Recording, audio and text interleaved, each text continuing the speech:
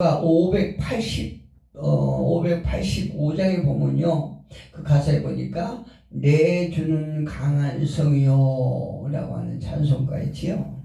이 찬송가는 다름 아닌 종교개혁자 마르틴 루터가 지은 아주 유명한 찬송가 가사입니다.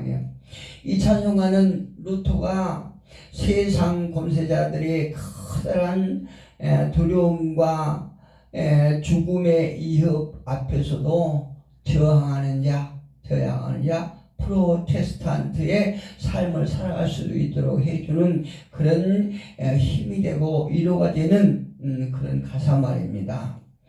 시편을 보면 셀라라고 하는 단어가 있지요. 셀라로 3번이나 명확하게 구분되고 있습니다. 셀라는 무슨 말인가? 셀라는 올린다 혹은 높이다 라는 뜻을 가지고 있는데요. 이 의미는 어떤 의미냐면은 우리의 숨을 쉰다. 우리가 숨 못 쉬면 죽지요. 혹은 힘을 의미하고 있습니다. 그러니까 셀라 하는 건 굉장히 중요한 의미가 있습니다. 우리에게. 이 말을 다시 한번 해석해 보면요, 하나님을 높이는 일이 우리에게는 숨과 힘이 되는 것이다, 이 말씀이에요. 할렐루야. 하나님만이 우리를 숨을 쉬게 하고 그렇게 살게 하고 또 우리를 힘으로 인도하고, 그러니까 평안 가운데 하나님만이 우리를 살리고 또 평안 가운데 우리가 머물게 할 수 있는 그런 분이 하나님이시다. 우리가 좌로나 우로나 동유로나 서로나 어디를 봐도 세상에서는요 우리의 힘이 없습니다. 우리의 안식이 없다는 얘기죠. 세상에 어떤 것도 우리의 힘을 찰 수가 없습니다. 많은 사람들이 갈 방향을 잃어버리고 강에 허둥대며 이렇게 무엇인가 찾고자 하지만 그 인간이 찾아야 될 것을 찾지 못하고 있는 것이 사실이에요. 그래서 무엇인가 우리 인간들이 힘을 얻고 안정을 얻기 위해서 막 동서남북을 분주하지만 세상에 우리 시각으로 바라보는 이런 것들이 우리에게 힘을 주지 않는다, 이 말씀이에요. 오직 하나님만이 우리의 도우시며 하나님만이 우리의 셀라가 된다, 이렇게 우리는 해석할 수 있습니다. 1절 한번 보면요, 하나님은 우리의 피난처시요 이렇게 말했어요. 하나님은 우리의 피난처시요 힘이시니 이렇게 말하고 있죠. 시편 기자는 하나님께서 자신의 피난처시다 라고 이렇게 고백하고 있지 않습니까? 여기서 피난처는요, 어떤 우리가 장소의 개념을 가지고 어떤 예루살렘이라고 생각하기가 쉽지만은 그렇지 않습니다. 피난처는 어떤 공간적인 개념이 아니고 하나님 그 자신이 피난처예요. 할렐루야. 하나님께서 피난처가 되신다, 이 말씀이에요. 그렇기 때문에 우리는 어떤 깊은 의미로 우리가 보았을 때에 어떤 공간적인, 그러니까 여기 성경에서는 예루살렘을 얘기하고 있거든요. 그런데 예루살렘이 우리의 피난처가 그런 의미가 아니고 하나님 그 자체가 피난처이기 때문에 하나님은 어디가 계십니까? 우리 안에 계시죠? 우리 안에, 우리 심령 속에 계시는 하나님만이 우리의 피난처시다, 이렇게 우리는 해석할 수 있습니다. 하나님께서는 힘이 되시고 환난 날에 만날 큰 도움이라고 시편 기자는 말하고 있지 않습니까? 하나님만이 우리의 안정을 주시고 평안을 주시고, 또한 우리가 어느 곳에 있든지 하나님만이 우리의 피난처가 되신다, 이렇게 말씀하고 있는 것입니다. 여기서 시인은요, 하나님의 도우심을 구하는 것이 아니라 하나님, 우리가 어떤 때 내가 어떤 무엇인가 불안하고 염려하고 걱정 가운데, 그러니까 환난 가운데 하나님 나를 도와주세요, 이것이 그 시편 기자가 하는 말이 아니고, 하나님 나를 도와주세요 하는 것이 아니고 도우시는 하나님을 바라보는 것이에요. 하나님은 당신의 백성, 당신의 자녀를 누구보다도 당연스럽게 우리가 도움을 받아야 할 자격이 주어졌기 때문에 도우시는 것이 아니고, 우리가 하나님의 자녀가 되므로 하나님은 당연하게 저와 여러분 하나님의 백성들을 도와주신다는 거예요. 그렇기 때문에 우리가 환난 날에 우리가 하나님께서 우리와 멀리 있는 것처럼 하나님 나를 도와주세요 하는 것이 아니라, 내 속에 계시는, 성전에 계시는 도우시는 하나님을 우리는 바라보는 것이에요. 오늘 시편 기자가 그렇게 찬양하고 있죠. 하나님을 바라보고 있습니다. 하나님은 우리의 피난처시요 힘이시니 환난 중에 만날 큰 도움이시라. 여기에 깊은 의미가 있습니다. 방금 말씀드린 것처럼 하나님을 바라볼 때 환난 속에서도 힘을 누리고 있다라고 이렇게 시편 기자는 고백하고 있어요. 우리가 어떤 환난을 만날지라도 내 속에 계시는 하나님을 피난처로 확신하시고 그 하나님을 바라볼 수 있는 저와 여러분의 일을 주님의 이름으로 축복합니다. 그렇다면 시인이 처한 상황이 어느 정도였을까요? 시편 기자가 겪었던 그 환난이 어느 상황에 정도 되었을까요? 오늘 본문 2절과 3절 보면요, 그러므로 1절에 보니까 하나님은 피난처라고 그랬죠. 하나님은 힘이라고 그랬죠. 그래서 2절에 이어나가는 것이에요. 그러므로 땅이 변하든지 산이 흔들려 바다 가운데 빠지든지. 참 이게 표현이 굉장히 리얼하고 굉장히 우리 피부 속에 쏙 들어오지요. 먼저 1절에서 하나님은 피난처시요 힘이시기 때문에 환난 중에 만날 큰 도움이시라는 거죠. 우리가 세상에 그 어떤 것이 우리에게 도움이 된다고 여기지만, 그래서 세상에 육신의 시각에 보이는 것들을 찾아서 방황하고 돌아다니고 그거를 얻기 위해서 동부소주하지만, 시편 기자는 환난 중에 만날 큰 도움이신 하나님을 바라볼 때에 2절에 땅이 변하든지 산이 흔들려. 여러분, 산이 흔들릴 수 있습니까? 흔들릴 수 있죠. 지진이 일어날 때 흔들잖아요. 산이 흔들려 바다 가운데 빠지든지. 그러니까 여기서 참 표현이 참 대단하지요. 그 산이 흔들리는 것을 머물지 않고 그 산이 바다에 빠질 정도로. 그러면 이 시편 기자가 겪고 있는 그 상황이 얼마나 대단한 것을 우리가 짐작할 수 있지 않습니까? 3절에 보니까 바닷물이 솟아나고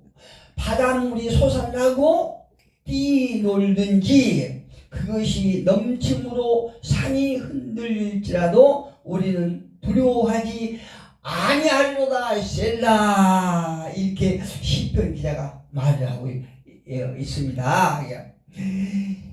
그러니까 땅이 변하고 산이 흔들리고 바닷물이 솟구치는 장면은요, 우리가 그 한번 연상해 보십시오.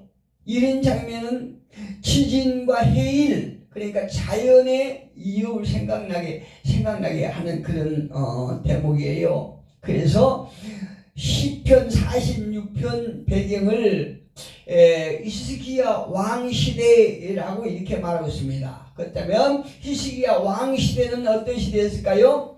히스기야 왕 때 아수르의 사내립이 유다를 침공하죠. 사네립 왕이 유다를 점령합니다. 그때 히스기야 왕은 자신의 옷을 찢고 굵은 베옷을 두르고 여호와의 전에 들어가요. 구약 보면 근데 하나님의 뜻을 구하고 도우시는 하나님을 찾습니다. 그 하나님께서 이사야 선지자의 입을 통해서 하신 말씀이 이렇습니다. 여호와의 열심히 이 일을 이루리라. 아수르 왕이 성에 이르지 못할 것이요 활 한 번 쏴보지 못할 것이다. 방패를 세워 공격하지도 못할 것이다. 당시 이 유다의 나라는요, 아수르가 딱 먹고 자면 한입거리도 안 돼요. 한입거리도. 그런데 이때 히스기야 왕이 자신의 옷을 찢고 회개하고 굵은 베옷을 들고 여호와의 전에 들어가서 도우시는 여호와를 바라보겠지요. 여호와를 바라볼 때 이사야 선지자의 입술 통해서 하나님께서 말씀하시기를 봅시다. 이 아수르의 성에 아수르 군대가 유다 성에 이르지 못할 것이요 그들이 활 한 번도 유다를 향해서 쏴보지도 못할 것이다. 그들이 아무리 견고한 방패를 세워서 공격할지라도 공격을 하지 못할 것이다. 그런데 이 일을 여호와의 열심히 이 일을 이루리라. 할렐루야. 저와 여러분이 세상을 살다 보면 여러 가지 환난과 고난을 겪습니다. 그런데 우리를 도우신 하나님께서는 어떠한 환난이라도 어떠한 고난이라도 마귀의 공격을 하나님은 차단할 수 있다는 얘기입니다. 이렇게 말씀하시는 거예요. 하나님 말씀대로 여호와의 사자가 아수르를 치니 어느 상태가 됐습니까? 유다 사람들이 새벽에 딱 일어나서 보니까 유다를 치러 오는 그 군병들이 18만 5천 명. 자그마치 우리나라 총군인이 한 50만 명 된다고 그러죠. 50만 명에 대한 18만 5천 명이면 얼마나 많은 숫자지요. 숫자가 짐작하지요. 18만 5천 명의 군사들이 죽음으로 다 엎드려진 거예요. 다 죽은 거예요. 이 장면을 본 거예요. 그러니까 그 이스라엘 백성들이 하나님께서 하신 위대하고 어마어마한 일을 딱 새벽에 목격한 것이에요. 히스기야는 하나님의 은혜를 많이 받은 왕입니다. 열왕기하 20장 3절에도 보니까 이런 장면이 있죠. 여호와의 구하오니 내가 진실로 주 앞에 행하며 주께서 보시기에 선하게 행할 것을 기억하옵소서 하고 히스기야가 심히 통곡하더라. 죽을 병이 걸렸잖아요. 히스기야가. 그런데 하나님께서 이 말씀을 히스기야 왕의 구한 것을 들으시고 무엇이라고 말씀하시냐? 열왕기야 20장 4절에 가보니까요 이렇게 말하고 있어요. 20장 4절에 가보니까 여호와께서 말씀하세요. 이사야가 성읍 가운데까지도 이르기 전에 여호와의 말씀이 그에게 임하였으니 이사야가 이제 성읍으로 도우시는 하나님을 바라기 위해서 가는데 성읍에 가기 전에 이미 하나님께서 응답하시는 거죠. 너는 돌아가서 내 백성의 주권자 히스기야에게 이르기를 왕의 조상 다윗의 하나님 여호와의 말씀이 내가 내 기도를 들었고 내 눈물을 보았노라. 내가 너를 낫게 하리니 내가 3일 만에 여호와의 성전에 올라가야 했고 죽을 병이 걸렸는데 그 죽을 병이 회복돼서 3일 안에 성전에 올라간다.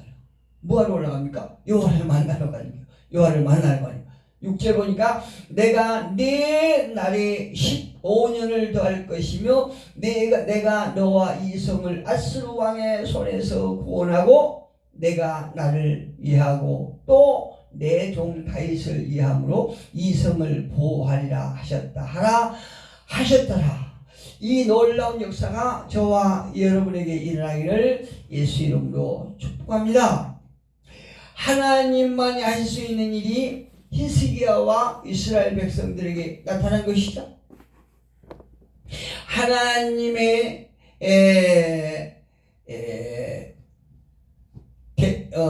하나님께서 하신 이 엄청난 사실을 하나님의 백성들은 이 사실을 알고 있었고 그 일을 기억하고 있었답니다. 그래서 오늘 본문에 이르기를 여호와는 하나님은 우리의 피난처시요 힘이시니 환난 중에 만날 큰 도움이시라 이렇게 고백하고 있는 것이에요. 시인은 하나님의 놀라우심을 보았습니다. 인간의 한계 앞에서 도우시는 하나님을 경험한 거예요. 저와 여러분도 많이 경험하고 있지 않습니까? 사람으로는 생각하지 못할, 사람으로는 할 수 없는 그 어마어마한 일을 하나님은 하신다는 거예요. 인간의 한계 앞에서 도우시는 하나님을 우리는 늘 경험하면서 삽니다. 그러나 때로는 시간이 조금 지나면 그걸 잊어버려요. 그런데 시편 기자는요, 그 하나님이 하신 어마어마한 일을 기억하고 오늘 5절에서도 보면 이렇게 말합니다. 하나님이 그 성 중에 계심에 성이 흔들리지 아니할 것이라. 새벽에 하나님이 도우시려다. 할렐루야. 저와 여러분 심령이 성전인 줄 믿습니다. 그리고 우리 안에 그 어마어마한 하나님이 계심을 믿습니다. 오늘 5절 후반에 보니까요, 새벽에 하나님이 도우시려다 이렇게 말하고 있죠. 흔들리지 않는다는 것은요, 사실은 흔들림이 있다는 거지요. 우리가 환난과 고난과 역경 가운데 흔들리지 않는다는 것은 사실 우리가 하나님을 믿고 의지하지만 흔들림이 있다는 얘기입니다. 두려움이 우리를 흔들리게 하고 있다는 얘기입니다. 의심과 염려와 어려움이 우리의 마음을 요동하게 한다는 거죠. 우리가 육신을 입고 있기 때문에 어떠한 환난 속에서도 전혀 무감하다고 그러면 그건 목석이죠. 우리가 흔들리고 염려가 있다는 얘기입니다. 그러나 흔들리지 않을 수 있는 것은 하나님께서 우리 안에 계시기 때문에. 할렐루야. 흔들리기 쉬운 우리의 인생에서 하나님께서 찾아오셔서 함께하고 계시기 때문이라는 거죠. 5절에 새벽에 하나님이 우리를 도우시리로다 이렇게 5절을 마감하지요. 이 표현은요, 해설자들 보니까 구약에 한 3번 나온다고 그래요. 저는 확인 안 해봤는데 근데 3번 정도 나온다고 그럽니다. 이 새벽에 하나님이 도우시리로다 이 말씀인 태양빛이 나타나기 전에, 그러니까 동이 터서 태양빛이 나타나기 시작하면 어두움이 물러가고 환난이 찾아오는 것처럼 하나님이 도우심이 시작된다는 얘기예요. 믿습니까? 해가 뜨기 전 가장 어두운 그 시간이잖아요. 새벽에. 저도 그런 걸 경험하고 있는데 정말 그 사람에게 쫓기면서요, 새벽에 이렇게 쫓긴 그런 경험이 있었는데, 가장 어두울 때 심령이 가장 슬프고 고통스러울 때가 그때예요. 그런데 해가 싹 뜨고 이제 동이 틀 때 하나님께서 우리의 간구를 응답하기 시작한다는 얘기예요. 새벽에 하나님이 도우시리로다. 이 말씀이 해가 뜨기 전에 가장 어두운 시간에 하나님의 응답이 시작됩니다. 그래서 시인은 이렇게 선포하고 있지 않습니까? 8절에서 보니까 와서 여호와의 행적을 볼지어다. 많은 사람들에게 와서 여호와의 행적을 볼지어다. 그가 땅을 황무지로 만드셨도다. 그가 땅 끝까지 전쟁을 시기하시며 활을 꺾고 창을 끊으며 수레를 불사르시는도다. 이르시기를 너희는 가만히 있어 내가 하나님됨을 알지어다. 내가 못 나라 중에 높임을 받으리라. 내가 세계 중에서 높임을 받으리라 하시도다. 하나님께서 이렇게 말씀하시는 것이에요. 시편이 하나님 찾아가잖아요. 이어서 11절 보니까 만군의 여호와께서 우리와 함께 하시니 야곱의 하나님은 우리의 피난처시로다. 여러분, 만군의 여호와께서 저와 여러분과 함께 하시는 믿습니까? 그분이 우리의 피난처시라는 거죠. 그분이 우리의 힘이라는 것입니다. 시인은 누구든지 와서 하나님의 행하심을 보라고 말씀하고 있죠. 그리고 조금 전에 8절에 말씀하세요. 와서 여호와의 행적을 볼지어다. 많은 사람들에게 자기가 경험했던 그 여호와를 너희도 경험해보라. 이렇게 말하고 있어요. 와서 보라. 와서 보라. 제발 와서 하나님을 경험하라. 이렇게 말하거든요. 시편기자가 8절에서 하나님을 믿는다고 하면서 자꾸 무언가 하려고 하지 말고 너희는 가만히 있어서 그가 하나님됨을 알지어다. 이렇게 말하고 있어요.